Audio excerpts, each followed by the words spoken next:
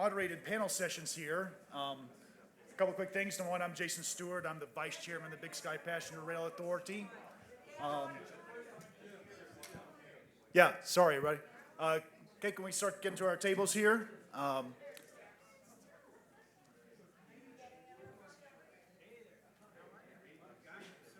right, folks, I'm going to blow this one more time.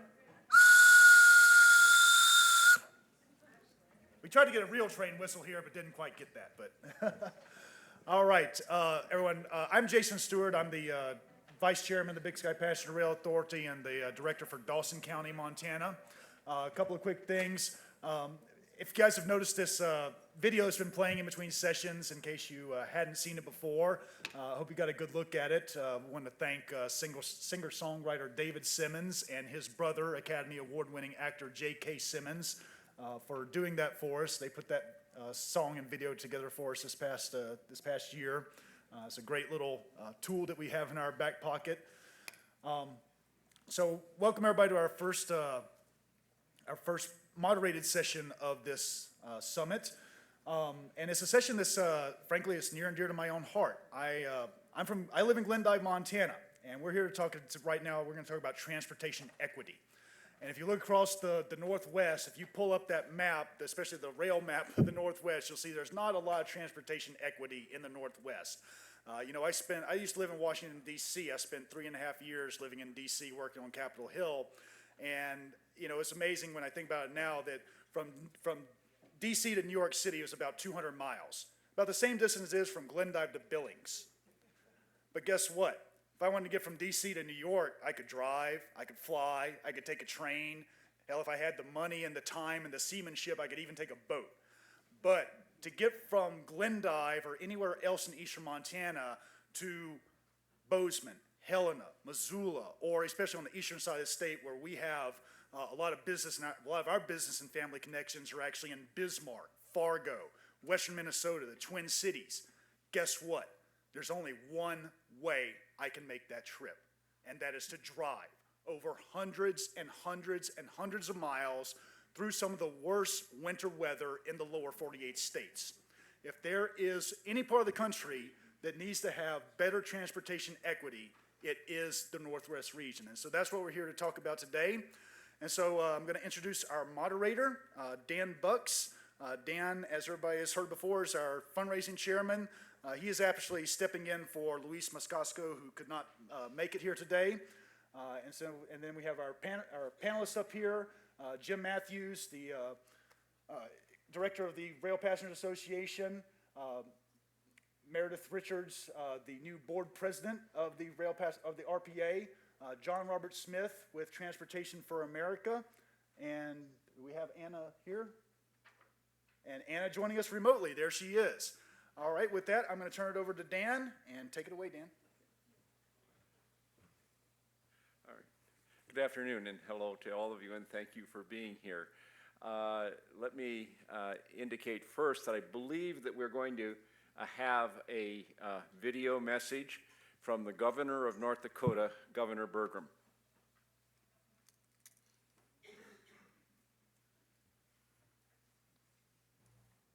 Hello, I'm North Dakota Governor Doug Bergram. Welcome to the Greater Northwest Passenger Rail Summit. Thank you for your participation in this important conference. In North Dakota, we utilize rail to support the movement of our major industries, including agriculture and energy. Our state would never have been built without the rail infrastructure that was created back starting in the 1880s. My hometown of Arthur, of course, was one of those communities on the plains that was built as part of the economic development of rail service. But in North Dakota, we also are very fortunate to have consistent, reliable source of passenger transportation across the northern part of our state through Amtrak. Railway transportation is important to the economic development of communities throughout North Dakota and our nation. And investing in our rail system for freight also allows us the opportunity to gain passenger rail benefits. In a recent letter to the Deputy Administrator of the Federal Railroad Administration, we requested that the FRA formally recognize the Greater Northwest Passenger Rail Working Group. With the passage of Section 22214 of the Infrastructure Investment and Jobs Act, The Secretary of Transportation and the FRA are empowered to convene working groups to assist with the Amtrak Daily Long Distance Study. We fully support your efforts to explore the possible restoration of the former North Coast Hiawatha passenger rail line that once serviced North Dakota communities along Interstate 94. That route would take you from Fargo to Jamestown, North Dakota, to Bismarck, North Dakota, to Dickinson, North Dakota, to Medora, North Dakota, right by the entrance of the Theodore Roosevelt National Park, and on across Montana to Billings, where you're meeting today. I've got great memories from this rail line. As a kid growing up, my mom's brother lived in Billings, Montana. They had 7 kids. The way that we got to see our cousins every summer was getting on the Hiawatha and riding across the state to our cousins in Billings, and then at the end of that week, coming back on that same railroad line. Those memories are fantastic. And of course, on that same line, there was the North Coast Limited on the Northern Pacific, which provided even better and faster service than the Hiawatha, which we also loved because it stopped at almost every community across North Dakota. But great memories about that, and that can be something that coming back could provide great memories and great capacity for the next generation. But communities in North Dakota, along with our congressional delegation across the region, have voiced bipartisan support for establishing the Greater Northwest Passenger Rail Working Group to explore this concept of restoring rail across our busiest transportation corridor, the I-94 corridor across North Dakota, that hits all of our largest cities.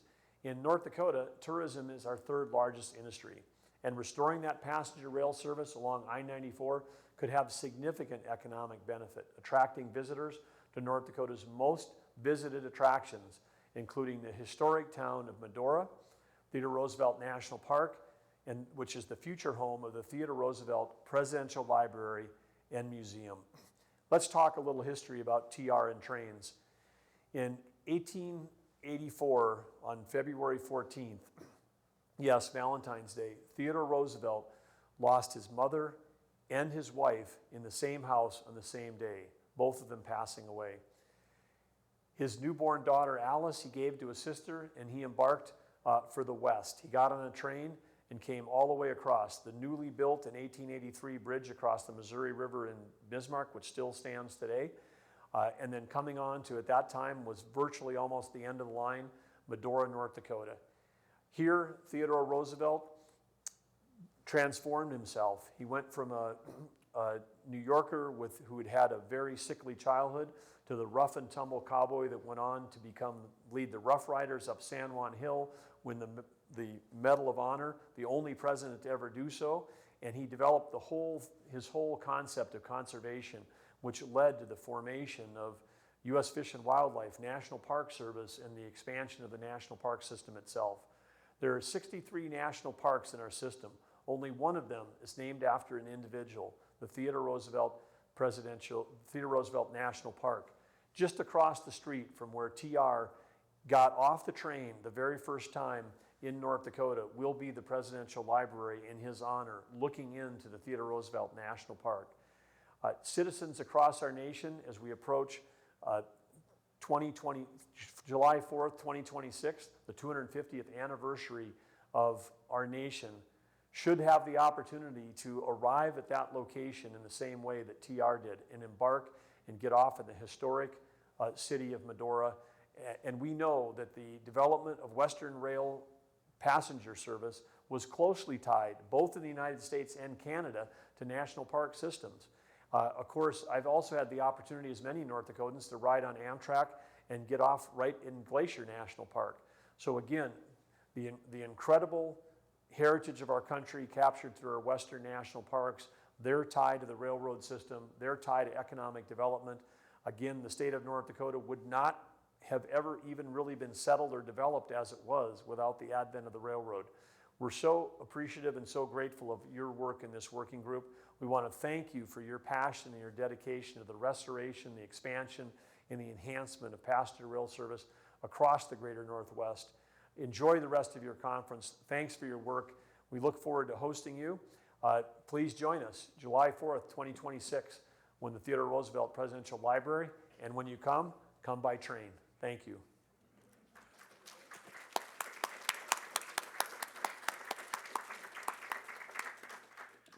great endorsement of our efforts, so we appreciate Governor Bergram for sending those greetings to us.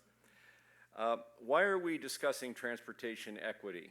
Well, in the 1950s, our nation committed itself to building an interstate highway system that, whatever its benefits, would prove to be more costly, more hazardous to public health and safety, less reliable, and more damaging to the environment than passenger rail.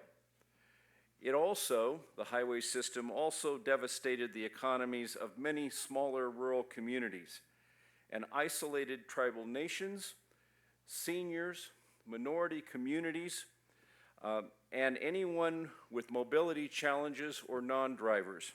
They were isolated more by the demise of passenger rail. As interstates were built, passenger rail routes diminished, and this vast region where we are today, we're at the very epicenter of this region, is today without passenger rail service.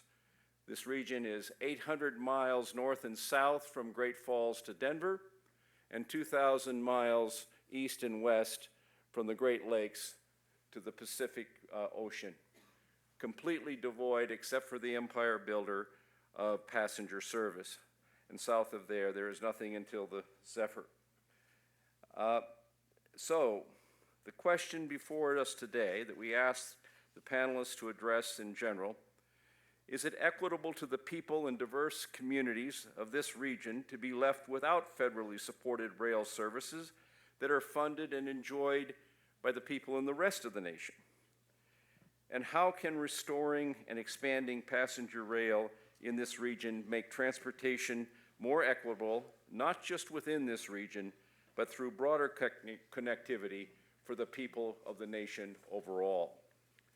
To help us with this, we have 4 distinguished panel members who Jason already introduced to you. These are among the nation's leading experts in passenger rail, and we are extraordinarily grateful to our panelists for being here today.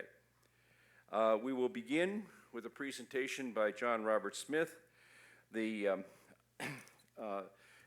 former mayor of Meridian, Mississippi, who is chair of the tax policy organization Transportation for America, to provide us with a historical perspective on this equity issue.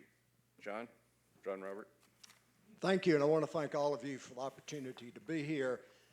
From serving as mayor, I also served as chairman of the board of Amtrak for 2.5 years, so I bring that experience with me as well to this conversation. I know you join me in appreciation of the governor's remarks, putting in a historic perspective passenger rail, not only with his mention of Theodore Roosevelt, but in his own personal life as a boy using passenger rail. But I want to take you back further than that, because I believe in order to have an understanding of passenger rail equity in the present, and especially to plan for equity for the future, it has to be grounded in the history. So President James Knox Polk expanded this country by 1/3 in the acquisition of the Oregon Territory and the California Territory. But he needed to get Americans, basically those who lived east of the Mississippi River, out to populate these areas faster than the British could get Canadians in, or the Spanish could get citizens from Mexico up into the California Territory. And he had to do it faster than a wagon train. And rail was the way to do that. So between James Knox Polk all the way through Lincoln, state and federal governments gave the freight railroads 180 million acres of land and over $65 million in loans, and those are $1862 when 65 million was a ton of money, to expand out through this newly acquired territory, but you had to carry passengers as a part of the deal. And so in doing that, we saw businesses develop like John Jacob Astor's fur trade, but also towns develop and communities develop all through the expansion along the right-of-way of these freight rail lines. You see, the federal government wanted people to create towns and communities in places like North Dakota and Montana. So they wanted you out here.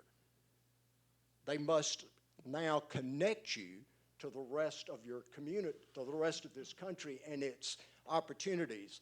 You mentioned the interstate highway system. Well, let's be perfectly honest. The federal government didn't build interstate highways through Montana, Idaho, North Dakota, or Mississippi because of the press of humanity on the roads at that time. They built that interstate system because they believed in fairness. You need to be connected to the economic opportunities that that interstate was believed to bring, just like any other part of the country. So for Mississippians and Montanans, there was a federal recognition of connecting you to those economies and connecting you to one another, regardless of the density of the population within your state.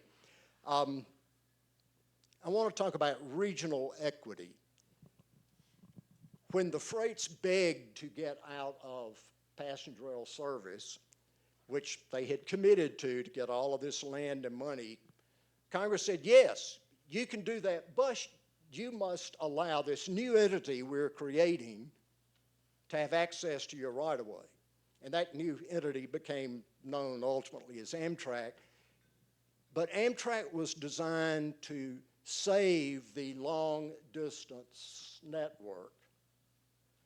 Don't let anyone tell you Amtrak was designed for the Northeast Corridor. The Northeast Corridor came along later. It wasn't even part of the creation initially of Amtrak because they recognized these long-distance trains were critical in economic development and connectivity. So a grand bargain was struck. We, Mississippians and Montanans alike, through our tax dollars, will build out the Northeast Corridor. It will be the nation's first high-speed rail corridor. Didn't say it would be the only one, said it would be the first, and the part of the bargain was you other states will continue to get passenger rail service. It may be one train a day, but you'll continue to get that service. And so we built out the Northeast Corridor. This was the bargain made, and we've seen it carried out by Republicans and Democrats since, but that grand bargain has been broken. The corridor was built out, still needs some estimated $40 billion of infrastructure investment. It was not built by just the states served. It was built by all of us. But now we've been told over decades, you know, your one train a day just doesn't matter to the nation. There are not enough of you out there to deserve that kind of connectivity.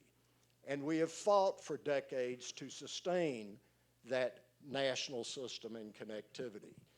So I want to bring the issue to you of regional equity. Is there a reason that Montanans and Mississippians don't deserve the same kind of economic development potential that comes with passenger rail service? Is there some reason we don't also want to be connected to other economies and our families through an additional choice of passenger rail? Isn't there an equity issue here that somehow we're being treated differently? And when you look at IIJA, that bill made clear that Amtrak's mission was to serve a nation, serve rural and urban alike. Making a profit was taken out of the reason for Amtrak's existence. It would instead be measured of how well it served the entire nation. There was a new board required, and I do have to say I was disappointed that the administration's 5 nominees, one is a mayor, Mayor Chris Coos from Normal, Illinois. He'll be a terrific board member. The other 4 come from a narrow stretch of land between Maryland and New York. and IIJA requires board members to be geographically diverse and diverse from the types of service that impact them. Yeah, I would submit that between Maryland and New York, you probably don't capture a whole lot of diversity across this nation, and you certainly don't capture the different modes of service. I would imagine that Senator Tester or other senators here in the Northwest had board members they thought would make a good addition to the Amtrak board. Now, the Republicans have yet to make their nominations, and we'll see how that impacts the board, but you will not address passenger rail equity for the future unless you have a different mindset in the leadership of Amtrak and passenger rail. And when I was board chair, and when David Gunn, whom I hired to be president of Amtrak, we rode the trains. Do you want to know how you know your customer and how you know the places you serve as a leader, whether elected or appointed? You ride the trains. You talk to your employees, you talk to your passengers on board, then you begin to understand the real mission and the real reason that you have this type of passenger rail connectivity.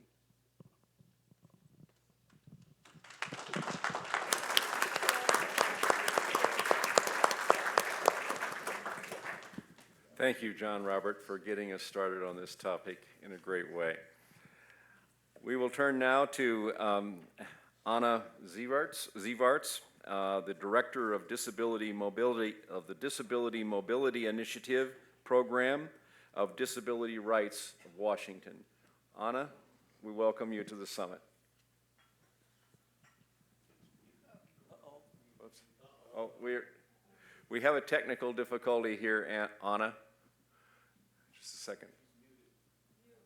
You're muted, and we're going to get you unmuted somehow.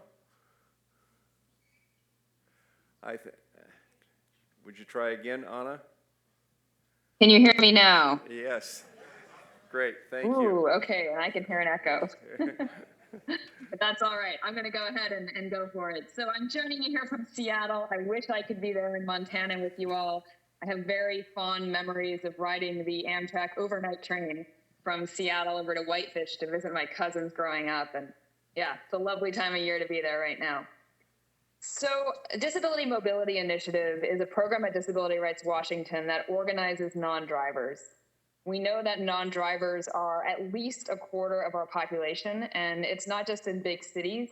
We live everywhere.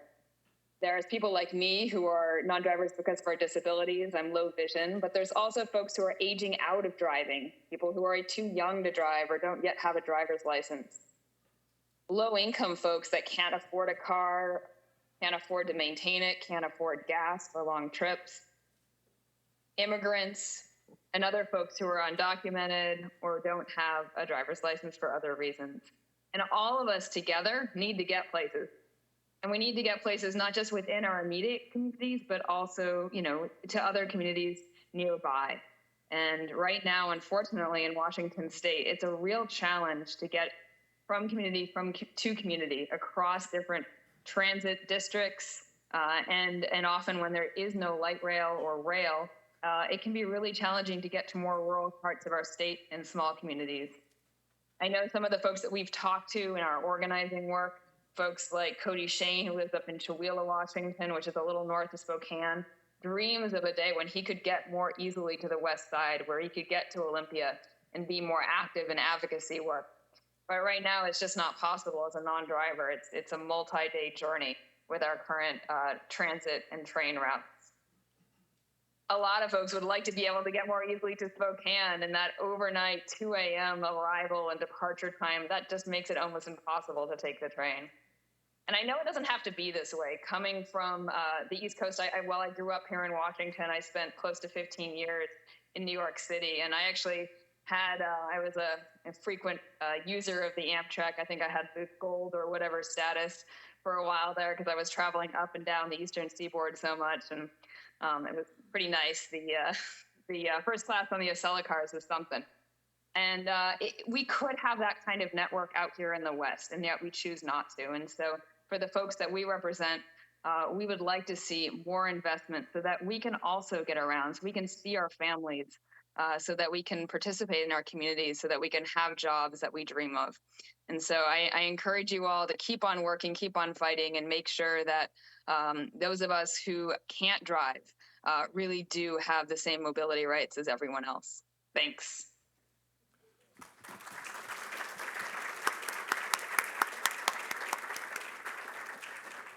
Thank you, Anna, for that wonderful presentation. We turn now to Jim Matthews, the President and CEO of the Rail Passengers Association, the leading rail passenger advocate in the country, and Meredith Richards, who's the chair of the Rail Passengers Association, the new chair of the association, who is also the president of the Virginia Rail Policy Institute as well. And Jim and Meredith are going to dialogue for a bit for us on transportation equity. Thank you. Dan, thank you. Thank you so much for having us here today. I'm joined by Meredith Richards, who was recently elected in March as our new chair of the board of directors. I'm thrilled to have Meredith with us, not only because it's great to have new leadership and new ideas, but because Meredith has a very storied history of advocacy in Virginia as well, and you'll hear a little bit more about that tomorrow night. I'm not going to spoil no spoilers, but it's a great story, and Virginia really can be a model for what we can do around the country, and Meredith had a very key role in that. So I'm very excited to do that tomorrow. We're going to talk very briefly about a passenger's Bill of Rights framework for looking at transportation equity issues. We are the Rail Passengers Association. We were created in 1967 as the National Association of Railroad Passengers.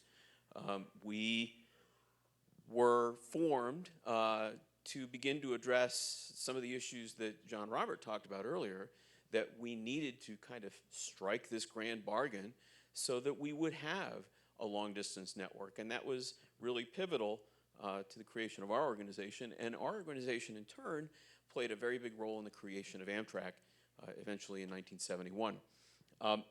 We have been fighting for the rights of the American passenger since 1967. When the rights of the passenger to take service, to have access to the rest of the country were threatened, we stepped up. And last fall, with the passage of the bipartisan infrastructure law, we have accomplished a lot of what we were founded to do. We now have a framework. We now have funding. We now have grant programs. We now have an FRA that is engaged and ready to be a partner and helping us get all this done. Everything is in place. And yet, if you don't address these fundamental issues of equity, we're not going anywhere. And so that's really key to us looking forward for the next few years. We decided that the way to address that was through the lens of a passenger's Bill of Rights. Now, these are not all rights that are exclusive to passengers. In some instances, it will be up to the railroad to see to it that those rights are honored. In others, it'll be up to communities to see that those rights are honored. And in some instances, the rights that we're talking about are the rights of the communities to be served and to reap the benefits of being part of the United States of America and to collect the taxpayer's return on equity for the investment that has been made over many decades in a national network of rail service. That's really where we see the rights of the passenger coming into play. So some of these rights, as I said, are going to be passengers themselves. Others are about Amtrak or communities or FRA. And so we need to find a way to engage all of the stakeholders in this room and beyond to work together to recognize that it's about access for the non-drivers, it's about access for the elderly, it's about access for tribal communities, it is about access for every American in this country to the benefits of the country at large. Those benefits should not be confined to the Northeast Corridor. Those benefits should not be confined to the West Coast. They should be available to everyone. And they should feel safe when they do this. You should know that you can get on a train and it will be safe, comfortable, reliable, on time. These are very basic rights. And this is where we think we can add to the conversation. I wanted to highlight here, I'm going to have Meredith discuss this point about the difference in regional equity and the access of communities. Thank you, Jim. I want to tell you that I've never worked with anyone before who works as hard as Jim Matthews does, and with an organization that does as much as Rail Passengers Association, not just in the equity arena, but in working with our allies in Congress to work on the funding policies and the regulations and the bipartisan infrastructure law that passed recently. And I've learned a lot to do with that. So I'm very pleased to be a part of that and to be working with you, Jim, and the rest of the board. So I'm here today to supplement what both of these gentlemen have talked about, and that is with a graphic. It illustrates some data that we published in 2017 when we did a study of all the long-distance trains and the median income of the communities that were served by each of the long-distance trains. We did this when the Trump administration proposed cutting all the long-distance trains and keeping, of course, the Northeast Corridor trains. What we illustrate in these graphics is that there's a distinct lack of equity already built into our national network, because it typically serves communities that with incomes below the national median. The red line on this graphic is the national median income. This is the graphic for the city of New Orleans. It's one of a whole bunch that we created.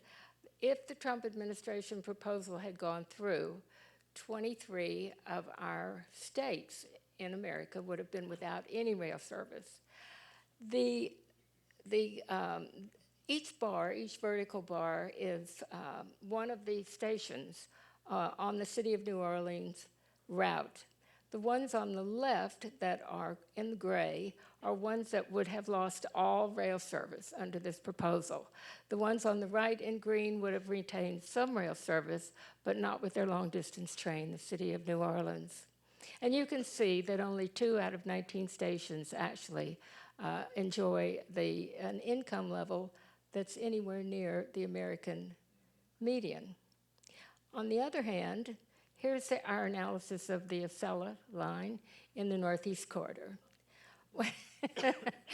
where it's a very stark contrast. And I should point out that the city of New Orleans has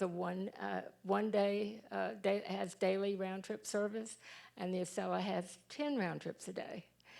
So what we're witnessing here, and witness with every one of the national network trains, is a stark inequity in the economic income of the communities that are served.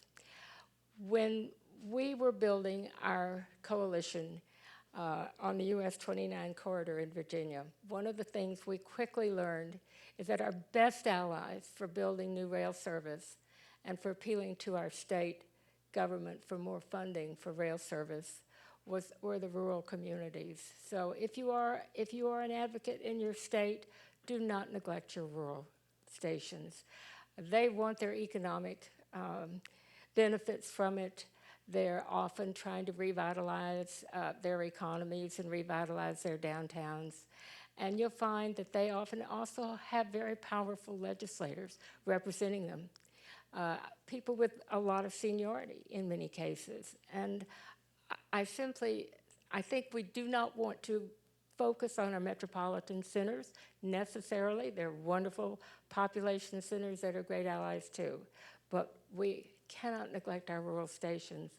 And indeed, they're some of our better advocates and need to be served by a more robust American national rail system. So I think it's clear that with the American taxpayers investing as much as we have for as many years as we have, and now with our $66 billion of investment with the Infrastructure Act, that we need better equity and more people served who really deserve and expect to be a part of the revitalization of our national rail system. So, thank you.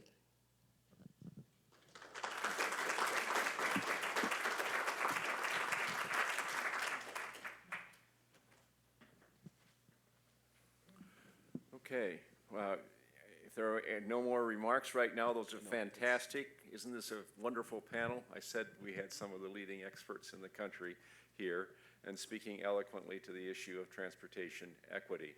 So now we have time for questions. Are there questions?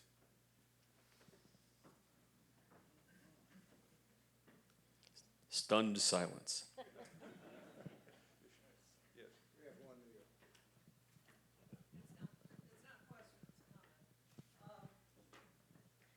John Robert, you talked about the history, which is so incredibly important, and that Abraham Lincoln built the Transcontinental Railroad in the middle of the Civil War, not just, he's worried about keeping the South in the nation. He's also worried about keeping California in the nation. And if the Transcontinental Railroad had not been built, folks in Northern California today might not be speaking Canadian English.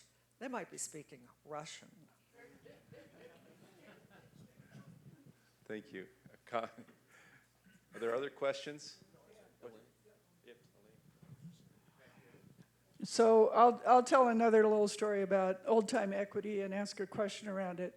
My mayor found a map of the suffragettes using the rail system to organize the West.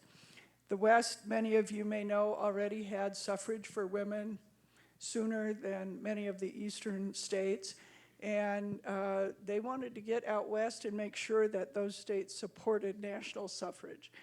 And how did they do that? They did it with rail. So my question to you is, what opportunities like that are we missing because our rail system today is so missing in those connections? Well, I think one of the things we're facing as a nation today, this great divide that we have in this country today, is because for too many years, folks in places like where I'm from or where you're from have been told, and it's been clearly demonstrated through the financial investment, that other parts of the country are the most important, because where you put your money is where your importance is. And I don't think we've listened to each other about our needs in metropolitan areas and very urban states, but our needs in small towns and cities and very rural states. I think in one way the passenger rail discussion we're having and the long distance analysis that we're talking about having in the corridor development gets us speaking one to another again about how we're connected, how we're invested, and that all of these regions are important to the whole country. In one small way, we can begin to think as a unified country again by addressing something as simple as the disconnect that's occurred. Now, just one thing for you to remember. During COVID, the much maligned long-distance network that we're going to analyze again, those long-distance trains provided more revenue to Amtrak than the Northeast Corridor or the state-supported trains combined, even with reduction of service to 3 days a week on those long-distance trains. You see, while Amtrak may say, well, You know, ridership was down 85% during COVID. Well, it wasn't down 85% on the long distance network. It was down about 45%. On the Northeast Corridor, the ridership was down 97%. And why is that? Because trips, perhaps between Washington and New York, became more optional trips. Trips on the long distance system were needed by families and people getting to college for education. Those were required, critical trips. And I think we could learn a valuable lesson just in understanding how important passenger rail was to our fellow Americans during that critical time that we all lived through for about the past 2-3 years. Amen. I want to add to that, if I might. My good friend and board member Dan Bilka, Dan, wave your hand back there. He produced a slide a couple of years ago, which we love to trot out and use whenever we can. It shows the Amtrak map, and then there's a giant red circle in that big empty space in the Northwest, and it says, people live here. So that's a very short-winded way of saying, of kind of making the point, Elaine, that you were making. We are missing opportunities. And I think that is particularly true in tribal communities. You know, Dan and I, we were talking about this earlier today, that if you look at the history of the railroads went through tribal land and were accessible. The Eisenhower highway system largely bypassed that land. And so all we have done is even further isolate these communities from the benefits of being part of the United States of America. And so to the extent that you can restore that connectivity, I think you will genuinely connect America. And that sounds corny and hokey. That's okay. Guilty.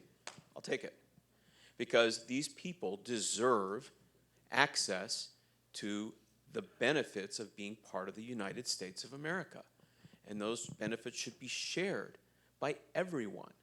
And we have seen over and over again that passenger rail creates those benefits. It's not just about tourism, but tourism is important. It's not just about business trips, although business trips are important. It's about all those smaller trips that can take place on these long-distance networks. If you have 46 stations on a route, the number of trip combinations is, now I got to do math in public, that's embarrassing, but it's over 450. And so you should not be thinking about this train as being between Seattle and Chicago. You should be thinking about the connectivity between those points and the trips that enables. How many school trips does that make happen? How many ways does that allow people to access medical care here in Billings who maybe are in places where they have no access to anything more than a tertiary care hospital? What about veterans trying to get to the only veterans hospital? These are the use cases that we have. We see this in Virginia with people taking the Cardinal 3 days a week just from West Virginia into Virginia to get to the hospitals that we have in Virginia. So these are the kinds of things that this transportation will make possible. Yes, it's a beautiful tourist ride. I've done it myself. Yes, it's an important business conduit. I've done it myself. But it's about the sort of everyday vital needs that are served by having this train available in these smaller communities. And the more you have of it, the more those opportunities will emerge, whether they're tribal, whether they're students, whether they're old folks. That's why you do this train. And that's why you do it more than 3 times a week. You have to do at least a daily and preferably more. Because we don't know, Elaine, how many opportunities we're missing because we haven't even started. So from my point of view, we need to answer that question. But I know we'll find a lot of opportunity that none of us have even thought of. We have about 5 minutes left. We had some more. We have a question here. I wanted to comment on that last question, if I could, though. I think we need to think of other opportunities that haven't been mentioned at this point. One of the things we've done in Virginia is what we've built out is our regional system of short state-supported trains. We already enjoyed 6 long-distance trains that travel through our state on the way to the Northeast Corridor because we're the portal to Washington Union Station, and trains cross the Potomac into the Northeast Corridor. So we have that advantage, to be sure. So what we've focused on are the regional trains, and they have created a network within the state that then connects to the national network. And I think one of the things that we can do, and it's an opportunity that we have, the new infrastructure bill gives something like $12 billion to support the state Amtrak partnerships, and we should take advantage of those and help build out our regional state-supported systems. I was in Ohio last month, and one of the things that, I'm sorry, I misspoke. I was in Kansas, and one of the things that they're trying to do there is reconnect the Heartland flyer. There's a portion of it that's no longer connected between Fort Worth and Kansas City.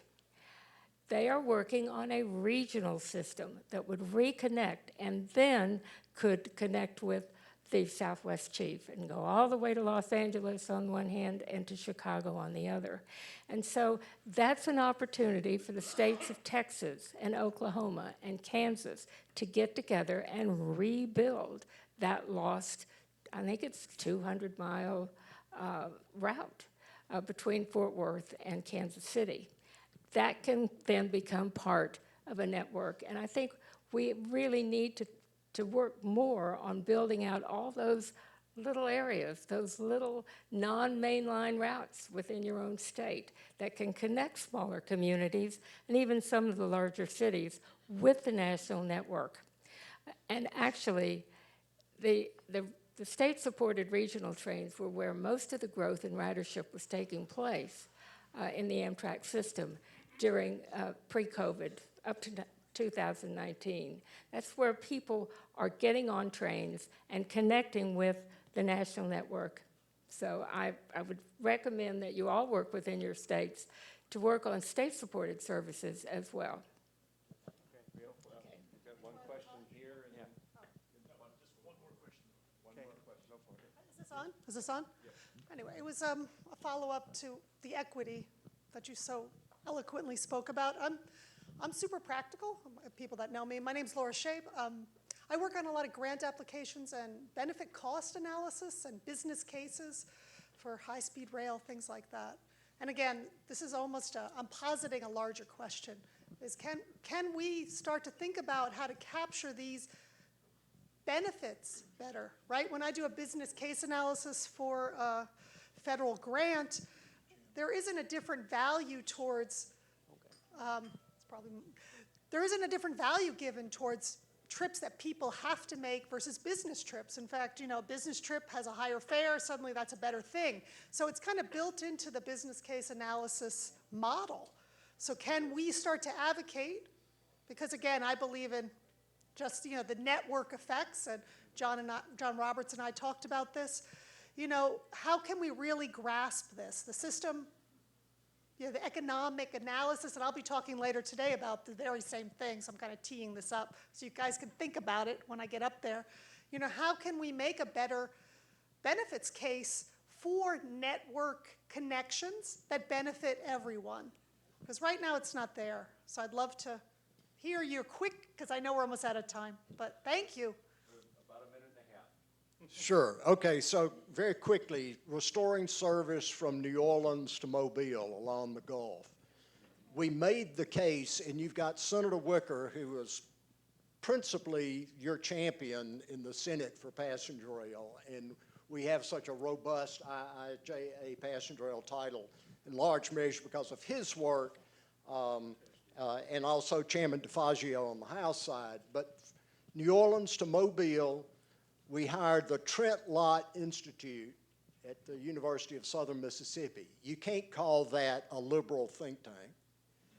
And we had them look at the return to the state of Mississippi in every stop based on restoring that service. that which is captured at the city itself, not the fare box, at the city. You know what it showed? Mississippi would gain $240 million a year in additional revenue from the 4 stops that that train would create all along the Gulf. Now that's taking it, it's not about nostalgia, it's not about Roosevelt or Lincoln or Polk, it's about today, and it's about a financial return. And I know Jim's took that model and built another one that can be applied to any stop across the country.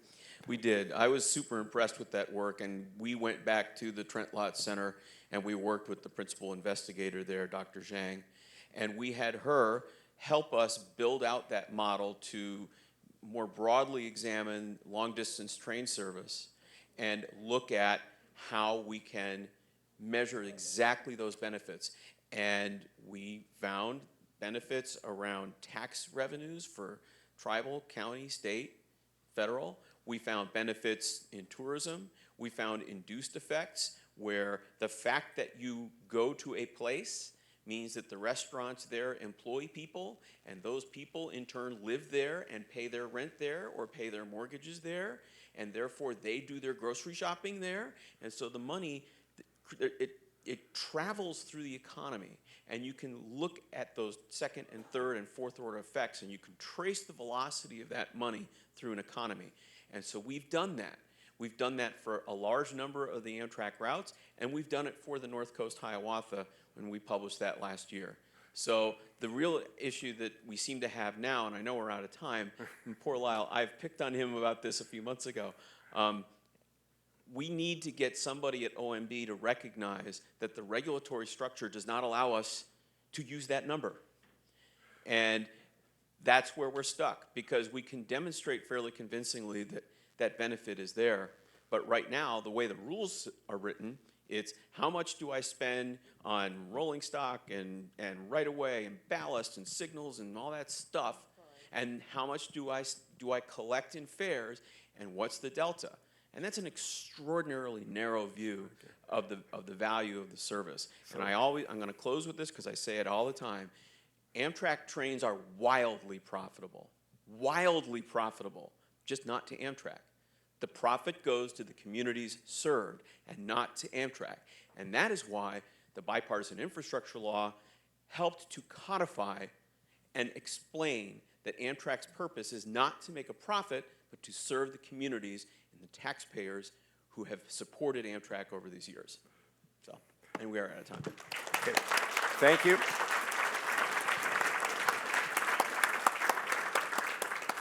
Thank you, wonderful panel, Anna, Jim, Meredith, and John Robert. You've already applauded. They're great. Thank you.